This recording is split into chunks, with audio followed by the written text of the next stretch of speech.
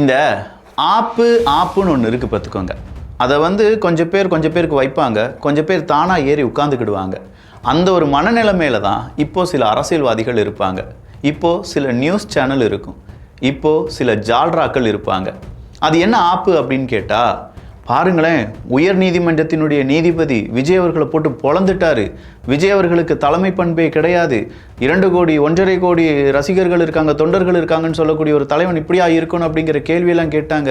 விஜய் தான் எல்லா தவறும் செஞ்சாரு, நாங்கள் தவறே செய்யாத புண்ணியமார்கள், பாருங்க விஜயனுடைய உண்மை முகத்தை இப்படின்னு சொல்லி உருட்டி மிரட்டி பேக்ரவுண்ட் ரெட் கலரில் அப்படியே டைட்டில்ஸ் எல்லாம் ஒயிட் கலரில் இந்த மாதிரியான செய்தியை ஒரு வாரத்துக்கு முன்னாடி நீங்கள் பார்த்தீங்களா? அந்த நேரம் கூட நம்ம மரியாதையாக சொன்னோம், இது ஒரு நீதிபதி கொடுத்துருக்கக்கூடிய வாக்கு மூலம், அதாவது அது தீர்ப்புன்னு கூட சொல்ல முடியாது, அவர் கொடுத்துருக்கக்கூடிய அவருடைய கருத்து. இந்த கருத்தை நம்ம பேசினா கூட அது நீதிமன்ற அவமதிப்பு வழக்கு அப்படின்னு சொல்லி அரெஸ்ட் பண்ணிட்டு போயிடுவாங்கியா, பார்த்து இருந்துக்கோங்கன்னு சொன்னோம். அதே மாதிரி நீதிமன்ற அவமதிப்பு அப்படின்னு சொல்லி 2-3 பேரை அரெஸ்ட் பண்ணி உள்ளக்கு கொண்டு போனாங்கன்னு வச்சுக்கோங்களேன். அவங்க ஃபேக் செய்தி பரப்பினார்கள், நீதிபதியை பற்றி தவறான கருத்தை பரப்பினார்கள், அப்படி இப்படின்னு சொல்லி அதுக்கு பின்னாடி ஒரு அரசியல் இருந்துச்சு. ஆனால் இன்னைக்கு உச்ச நீதிமன்றம்னு ஒன்று இருக்குது, அதில் நீதி அப்படிங்கிறது காப்பாற்றப்படும், அதில் சரியான கேள்விகள் கேட்கப்படும்.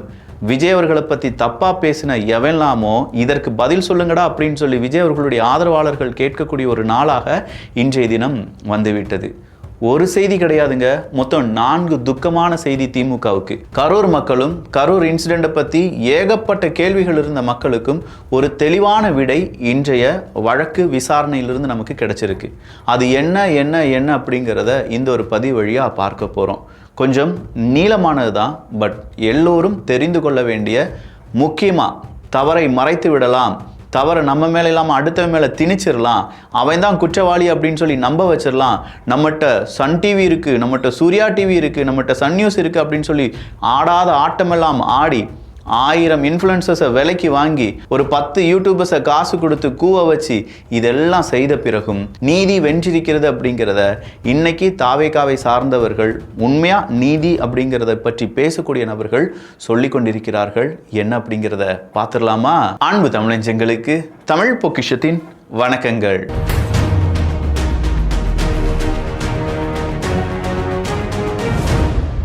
முதலாவதா, கரூரில் விஜய் அவர்கள் அவருடைய அரசியல் பிரச்சாரத்தில் ஈடுபட்டு இருக்கும்போது திடீர்னு ஒரு கூட்ட நெரிசல் ஏற்படுகிறது. அதில் உயிரிழந்தவர்களுடைய எண்ணிக்கை 42 வரை போயிருக்கு அப்படிங்கிறது நம்ம எல்லாருக்குமே தெரியும்.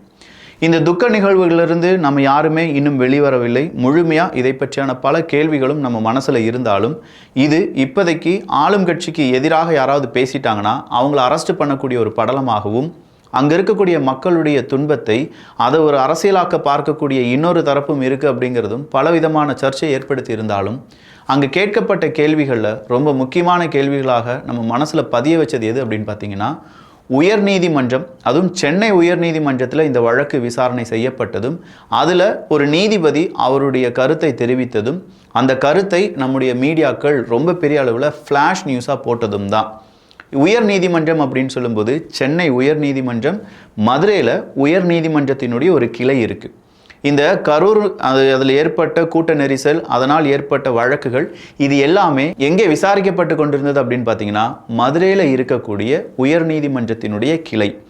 இந்த மதுரையில் இருக்கக்கூடிய உயர் நீதிமன்றத்தினுடைய கிளை இந்த விசாரணை நடத்திட்டு இருக்கும்போது, தேர்தல் பரப்புரையில் கூட்டத்தை எப்படி கண்ட்ரோல் பண்ணுறது, இந்த கூட்டத்தை கண்ட்ரோல் பண்ணுறதுக்கான ஒரு முடிவை எடுக்க வேண்டும் அப்படின்னு சொல்கிற ஒரு பெட்டிஷனை சென்னை உயர் நீதிமன்றத்தில் போடுறாங்க. சென்னை உயர் நீதிமன்றத்தில் ஒரு வழக்கு எடுக்கப்படும் போது அதே வழக்கு வேறு எங்கே விசாரிக்கப்படக்கூடாது, இதே சென்னை உயர் நீதிமன்றத்தினுடைய ஒரு கிளை மதுரையில் இருக்குது, அங்கே விசாரிக்கப்படக்கூடாது. அதனால தான் இந்த வழக்கை எப்படி போடுறாங்க, கரூர் கூட்ட நெரிசல் வழக்கு அப்படின்னு சொல்லி போடவே இல்லை, பரப்புரை, தேர்தல் பரப்புரை, அதற்கான நெறிமுறைகள் அப்படின்னு சொல்லி போடுறாங்க. அதை விசாரிப்பது யார் அப்படின்னு பார்த்தா ஒரு தனிநபர் பெஞ்ச். அந்த தனிநபர் பெஞ்சினுடைய நீதிபதி எதை விசாரிக்கணுமோ அதை விட்டுப்புட்டு விஜய் அவர்களை பற்றி, அவருடைய அரசியல் வாழ்க்கையை பற்றி, அங்கே கூட்ட நெரிசல் அப்படிங்கிறது ஏற்பட்டதை பற்றி, அதில் ஏற்பட்ட பல விவாதங்களை பற்றி அவருடைய கருத்தை முன்வைக்கிறார். விசாரணை எதை பற்றியானது? ஐயா, தேர்தல் பரப்புரையில் நெறிமுறைகளை உருவாக்க வேண்டும்.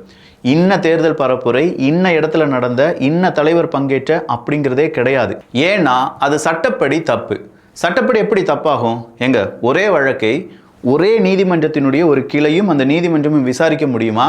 பட் இந்த இடத்துல நடந்தது எல்லாமே அல்டிமேட்டாக ஒரு செட்டப்பான ஒரு விசாரணை அப்படிங்கிறது தான் இன்னைக்கு உச்ச நீதிமன்றம் ஒரு கேள்வியாக கேட்டிருக்கிறது. அது எப்படி மதுரை வழக்கு, மதுரையில் அங்கே நீதிபதிகள் அங்கே விசாரிச்சுட்டு இருக்கும்போது சென்னையில் இதே வழக்கை நீங்கள் விசாரிச்சிங்க, இது எப்படி நீங்கள் தனியாக எடுத்து விஜய் மீது விமர்சனத்தை வச்சிங்க, ஒரு தலைவர் மீது, விஜய்ன்னு சொல்லலை, ஒரு தலைவர் மீது விமர்சனத்தை வச்சிங்க, இது எப்படி ஒரே நேரத்தில் 2 வழக்காக விசாரிக்கப்பட்ட அந்த மாயம் என்ன அப்படிங்கிற கேள்வியெல்லாம் கேட்குறாரு. இந்த கேள்வியோடு நிப்பாட்டி இருந்தால் பரவாயில்லையே, விஜய் அவர்கள் கரூரை விட்டு கிளம்பிட்டாரு, அவர்லாம் ஒரு திராணியற்றவர். நானும் சொன்னேன், அவர் அங்கே இருந்திருக்க வேண்டும், அங்கே இருந்திருந்தால் தான் இந்த பிரச்சனை முடிவுக்கு வந்திருக்க வேண்டும், அங்கே இருக்கக்கூடிய மக்களுடன் மக்களாக இருந்திருக்க வேண்டும் அப்படின்னு சொன்னோம். பட் அந்த இடத்துல விஜய் அவர்கள் கிளம்பி போயிட்டாரு, அவர் ஒரு தொடை நடுங்கி, அவர்லாம் தலைவரா பாரு, எங்கள் தலைவர் நடுராத்திரியில் வந்து நின்னாரு இப்படின்னு சொல்கிற உருட்டுக்களை நீங்கள் பார்த்தீங்கல்ல. இன்னைக்கு உச்ச நீதிமன்றத்தில் ஒரு மிகப்பெரிய பாயிண்டை தூக்கி போட்டிருக்காங்க. எஸ், கரூரில் இருக்கக்கூடிய முக்கியமான காவல்துறை ஆய்வாளர் தான் எங்களை கால் பண்ணி, சிடி நிர்மல்குமார் அவர்களுக்கு கால் பண்ணி, விஜய் அவர்களும் தாவேகா கட்சியினுடைய முக்கியமான உறுப்பினர்கள் யாரும் கரூரில் இருக்காதீங்க, உடனடியாக சென்னைக்கு போயிருங்க, இல்லாட்டி எங்கேயாவது போயிருங்க, நாங்கள் காவல்துறையினுடைய எஸ்கோர்ட் வாகனத்தை அனுப்பி வைக்கிறோம் அப்படின்னு சொல்லி வாகனத்துக்கு எஸ்கோர்ட் கொடுத்து அங்கேருந்து விஜய் அவர்களை கிளப்பி விட்டதே யார் தானா? காவல்துறை தானா. அந்த காவல்துறை அதிகாரிகள் அவர்கிட்ட பேசினதுலேருந்து எல்லா எவிடன்ஸும் இப்போது எங்கே போயிருச்சு? உச்ச நீதிமன்றத்துக்கு போயிருச்சு.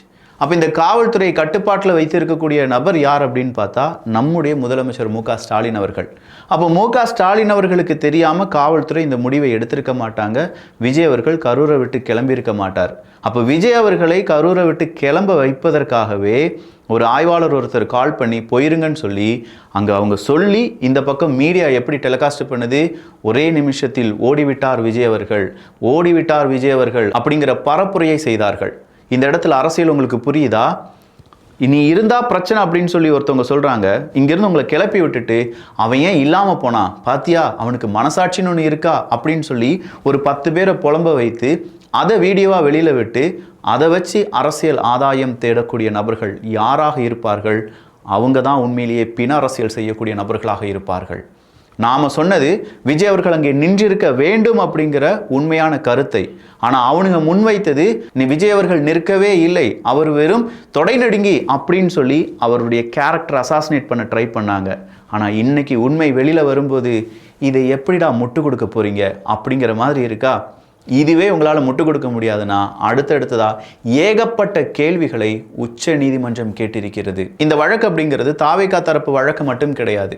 தன்னுடைய மகனை இழந்த ஒரு தந்தை, அதே மாதிரி தன்னுடைய சகோதரியை இழந்த ஒரு குடும்ப உறுப்பினர் அப்படின்னு சொல்லி சில நபர்களும் இதுக்குள்ளே இருக்காங்க. அதில் அந்த சகோதரர்கள் இல்லாட்டி அந்த குடும்ப உறுப்பினர்கள் ஒரு கேள்வியை கேட்குறாங்க, அவங்க சார்பாக ஒரு கேள்வி கேட்கப்படுது. இறந்த அந்த நைட்டு 36 நபர்கள் இறந்துட்டாங்க, 30க்கும் அதிகமான நபர்கள் இறந்துட்டாங்க அப்படின்னு சொல்கிறாங்க. அவங்க எல்லாருக்குமே போஸ்ட்மார்ட்டம் அப்படிங்கிறது எப்படி நிகழ்ந்தது? விடிய காலையில் 4 மணிக்கே அவங்களுடைய உடல் ஏன் எரிவூட்டப்பட்டது அப்படின்னு சொல்லி கேட்குறாங்க. இது இப்போ தான் பெருசாக வருது. 4 மணிக்கே சில உடல்களை எரிச்சிருக்காங்க.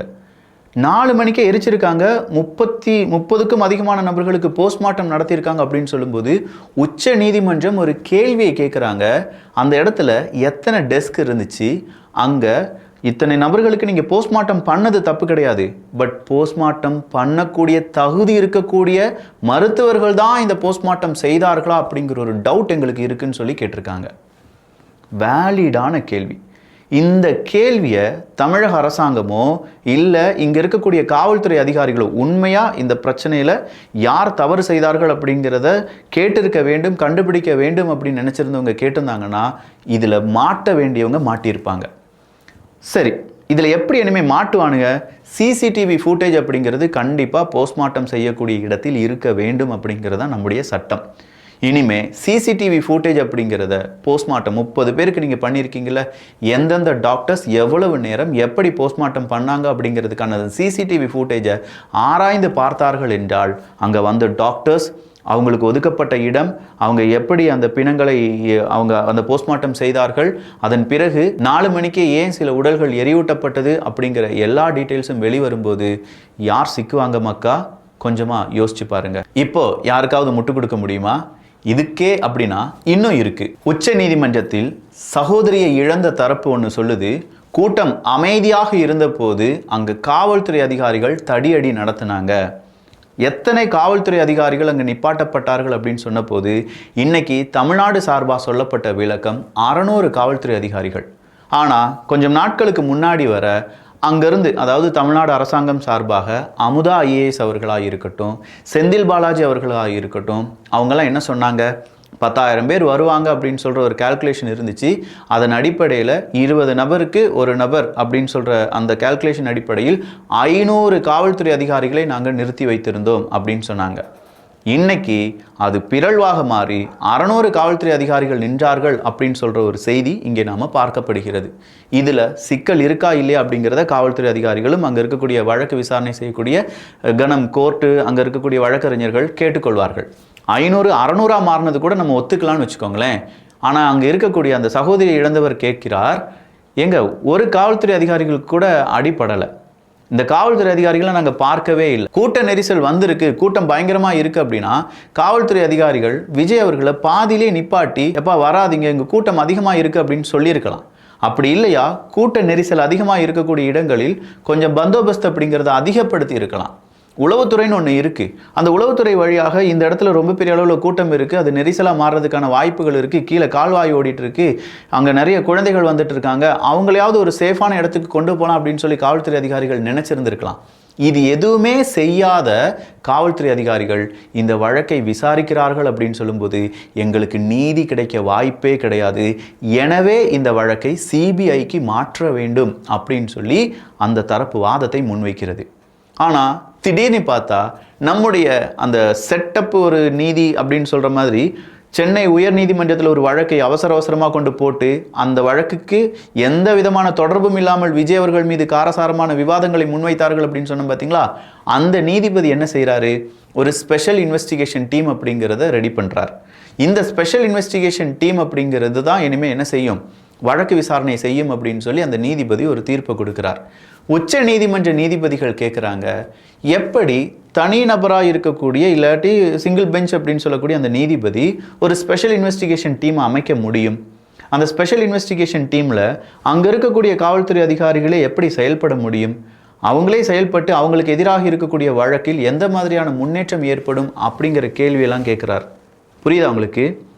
என்னையா காவல்துறை அதிகாரிகள் விசாரித்தால் உண்மை வெளிவராது அப்படின்னு சொல்லக்கூடிய நேரத்தில் நான் ஒரு ஸ்பெஷல் இன்வெஸ்டிகேஷன் டீமை ரெடி பண்ணுறேன், அதில் இந்தந்த காவல்துறை அதிகாரிகள் இருந்து விசாரணை செய்வாங்க அப்படின்னு சொல்லி சென்னை உயர் நீதிமன்றத்தினுடைய நீதிபதி கொடுத்த அந்த தீர்ப்பில் ஏதோ சம்திங் ராங் இருக்குது அப்படிங்கிறத இப்போ உச்ச நீதிமன்ற நீதிபதிகள் கேட்டிருக்கிறார்கள்.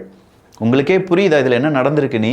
அப்படின்னா தமிழக அரசாங்கம் இதை CBIக்கு விசாரிச்சுக்கோங்க, எங்களுக்கு எந்த பிரச்சனையும் கிடையாது அப்படின்னு சொல்லி விசாரிக்க சம்மதித்திர வேண்டிதானே? இந்த கேள்வி தானே எல்லா மக்களுக்கும் வர வேண்டும், எல்லா மாணவனுக்கும் எல்லா இளைஞனுக்கும், இதை பார்க்கக்கூடிய ஒவ்வொரு மனிதனுக்கும் வர வேண்டியது என்ன? ஏதோ ஒரு தப்பு நடந்திருக்கு. அது விஜய் அவர்கள் தப்பு செஞ்சாரா, அங்கே வந்த மக்கள் தப்பு செஞ்சாங்களா, அரசாங்கம் தப்பு செஞ்சதா, காவல்துறை அதிகாரிகள் தப்பு செஞ்சாங்களா, உளவுத்துறை தப்பு செஞ்சாங்களா அப்படிங்கிறத விசாரிக்கிறதுக்கு நல்ல ஒரு விசாரணை நமக்கு தேவை.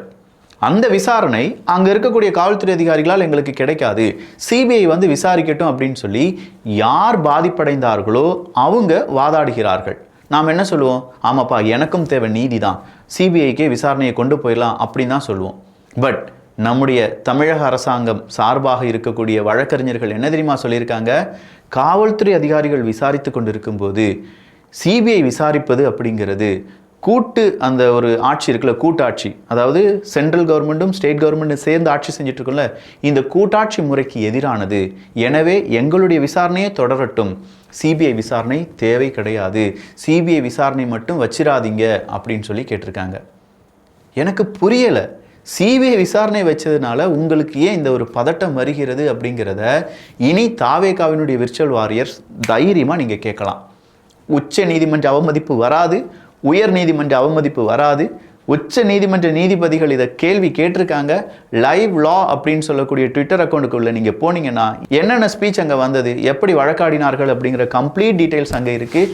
நீங்களே அதை வாசித்து பார்க்கலாம், அதில் இருக்கக்கூடிய கேள்விகளை நீங்களும் கேட்கலாம். அடுத்ததா தமிழக அரசாங்கம் சார்பாக, அதாவது நம்முடைய டிஎம்கே அரசாங்கம் இருக்குல்ல, அவங்க சார்பாக ஆஜரான வழக்கறிஞர் ஒருத்தர், ஏங்க கரூரில் இவ்வளோ பெரிய இன்சிடென்ட் நடந்துருச்சு, விஜய் அவர்கள் போய் அவரை பார்க்கவே இல்லை தெரியுமா, ஆனால் முதலமைச்சர் மு க ஸ்டாலின் அவர்கள் போய் இரவோடு இரவாக பார்த்து விட்டார் தெரியுமா அப்படின்னு சொல்லி கேட்க உச்ச நீதிமன்றத்தினுடைய நீதிபதிகளுக்கு கோபம் வந்துருச்சு.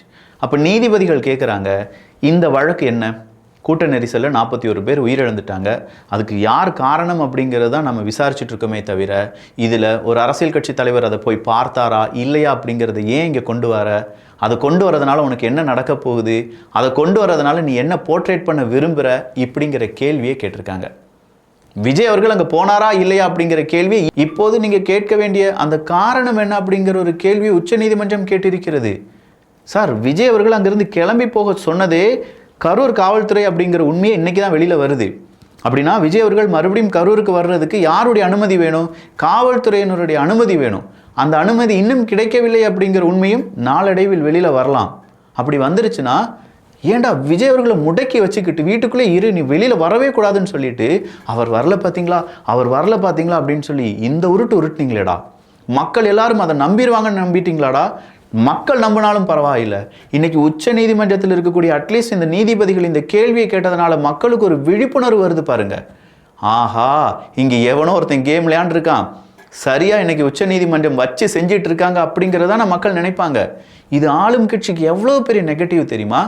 ஆளும் கட்சிக்கு முட்டு கொடுத்த இன்ஃப்ளூயன்சர்ஸ், ஆளும் கட்சிக்கு முட்டு கொடுத்துட்டு இருக்கக்கூடிய யூடியூபர்ஸ், அண்டாக்கள், இது எவ்வளவு பெரிய வஞ்சகம் தெரியுமா? நீங்க உங்களை நம்பி இருக்கக்கூடிய மக்களுக்கு செய்யக்கூடிய வஞ்சகம் தெரியுமா இது? இதெல்லாம் விட அடுத்தடுத்த பல திருப்பங்கள் அப்படிங்கிறது நிறைந்த ஒரு வழக்காக இது இருக்கு. இதில் எப்படி அந்த தனி நபர் அந்த நீதிபதி வந்தார், அவருடைய வழக்கு, அதை பற்றிலாம் நாங்கள் இங்கே டிஸ்கஸ் பண்ணிவிட்டு வரும் காலங்களில் இதை பற்றி இன்னும் அதிகமாக நாம் என்ன செய்ய வேண்டியதாக இருக்குது, விசாரிக்க வேண்டியதாக இருக்குது அப்படின்னு சொல்லி உச்ச நீதிமன்றத்தினுடைய நீதிபதிகள் இப்போது அவங்களுடைய வழக்கு விசாரணையை ஒத்தி வைத்திருக்கிறார்கள். கரெக்டாக அந்த 5 நாட்களுக்கு முன்னாடி நான் போட்ட வீடியோவில் ஒரு விஷயத்தை சொல்லியிருப்பேன். இவங்களுக்கு சாதகமான தீர்ப்பு வந்தது என்றால், அதாவது ஆளும் கட்சியாக இருக்கக்கூடிய திமுகக்கு ஆதரவாக ஒரு தீர்ப்பு வந்துருச்சு அப்படின்னா, பார்த்தீங்களா, நீதி ஜெயித்து விட்டது. அவங்களுக்கு எதிராக ஒரு தீர்ப்பு வருது அப்படின்னா நூல் ஜெயித்து விட்டது, உச்ச குடிமி நீதிமன்றம் அப்படின்னு சொல்லுவாங்கன்னு சொன்னேன் பார்த்தீங்களா. இப்போவே சொல்ல ஆரம்பிச்சிட்டாங்க. எவன் அப்படி சொல்கிறானோ அவனை டேக் பண்ணி உங்களை எப்படி கார்னர் பண்ணானுங்களோ, எவன் அப்படிலாம் அந்த உச்ச குடிமி நீதிமன்றம் நூல் ஜெயித்து விட்டது, நூலிபான்கள் களம் புகுந்து விட்டார்கள், டெல்லி விஜய் அவர்களை காப்பாற்றி விட்டது இப்படின்னு சொல்லி எவன் கமெண்ட் பண்ணுறானோ அந்த ட்வீட்டெல்லாம் நீங்கள் எடுத்து டிஎன் போலீஸுக்கு டேக் பண்ணுங்க. ஏன்னா உங்களை கம்ப்ளீட்டாக டேக் பண்ணதே அப்படித்தான். டிஎன் போலீஸுக்கு டேக் பண்ணி, ஐயா காவல்துறை அதிகாரிகளே, உச்ச நீதிமன்ற நீதிபதிகளை இப்படிலாம் பேசிக்கொண்டு இருக்கிறார்கள், இவங்களுக்கு எதிராக ஏதாவது ஒரு வழக்கு விசாரணை, ஒரு கேஸெல்லாம் போட்டு விடுங்கப்பா அப்படின்னு சொல்லி நாமும் என்ன செய்யலாம், தமிழக காவல்துறைக்கு நம்முடைய கோரிக்கையை வைக்கலாம். நாம் இங்கே புரட்சிலாம் செய்ய வரல. எங்களுக்கு நடந்த அதே நீதி அந்த பக்கமும் இருக்கும்போது, அந்த பக்கமும் ஒரு நீதி அரசரை இவங்க கேலி பண்ணும்போது, அந்த பக்கமும் நீதிபதிகளை இவங்க கொச்சைப்படுத்தும் போது அதே சட்டம் அவங்களுக்கு எதிராகவும் பாயுமா அப்படிங்கிறத கேள்விதான் கேட்குறோம். எங்களுக்கு காவல்துறை அதிகாரிகள் மீது மிகுந்த நம்பிக்கை இருக்கிறது. எப்படி இந்த டிஎன் போலீஸ் அப்படின்னு சொல்லக்கூடிய அந்த டேகிங் பல நபர்களுக்கு ஒட்டப்பட்டதோ, அதே மாதிரி இப்போ தாவேகாவினுடைய விர்ச்சுவல் வாரியர்ஸ் உங்களுக்கு எதிராக ஒட்டுவாங்க. காவல்துறை அதிகாரிகள் உங்களுடைய அக்கௌண்ட்டையும் நோட்டிஃபை பண்ணுவாங்க. காலம் மாறும், காட்சிகள் மாறும். மாறிய பின்பு என்ன வேணாலும் நடக்கலாம்ப்பா. நல்லதை பகிர்ந்து, இது ஒரு பார்ட்டு தான், இன்னும் சில பார்ட் இதில் வர வேண்டியது இருக்குது. அரசியல் சதுரங்கத்தில் இன்னும் 3 தீர்ப்புலாம் வந்திருக்கு பார்த்தீங்களா, அதை பற்றியும் நாம் பார்க்க போகிறோம். எல்லாரும் காத்திருங்கள். நல்லதை பகிர்ந்து நல்ல சமுதாயத்தை உருவாக்குவோம். நன்றி, வணக்கம்.